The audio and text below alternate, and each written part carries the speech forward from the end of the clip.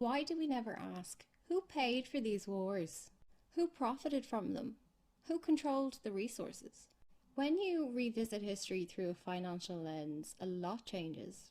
We find that the same people, the same families, made money off war regardless of the outcome. We find that supposed enemies often worked together behind the scenes. And we find that ordinary people pay the price, while the wealthy get richer.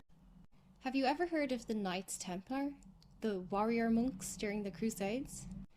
Well, they were also Europe's first international bankers. Their banking system worked like this. A pilgrim in London could pay a deposit to the Templars. That receipt let you travel as far as Jerusalem and withdraw the same amount from any Templar bank. This was much safer than having to lug all your gold around. But it meant that the Templars consolidated huge amounts of wealth. People on their way to Jerusalem might not come back, and every time they didn't come back, their estate could be absorbed by the Knights Templar. Over generations, this compounds their power, and they built literal fortresses across Europe and the Holy Lands. These fortresses were military bases mixed with bank branches, and by the year 1200 they have more power than any king. Most European kings are in debt to the Templars. This is proven by the Vatican's own archives, which include deposit receipts and transfer orders to and from the Templars that show you exactly how much money the Vatican owed the bank.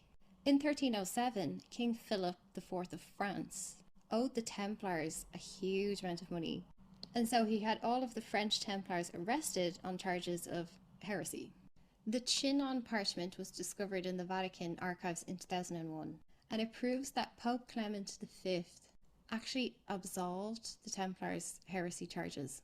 Think about King Philip IV's position in France. You get told that he was in debt, which he was, but the Templars were also tax farming in France on behalf of Rome. So from his perspective, they were operating as unaccountable international bankers inside of his realm. He didn't just press the case for heresy, he also called it usury, a practice condemned by the Church as a mortal sin. That document from the Vatican archives proves how deeply entangled the Pope was with international bankers. To condemn the Templars outright would have undermined the papal propaganda that was fueling the Crusades. By absolving them, the Pope protects Rome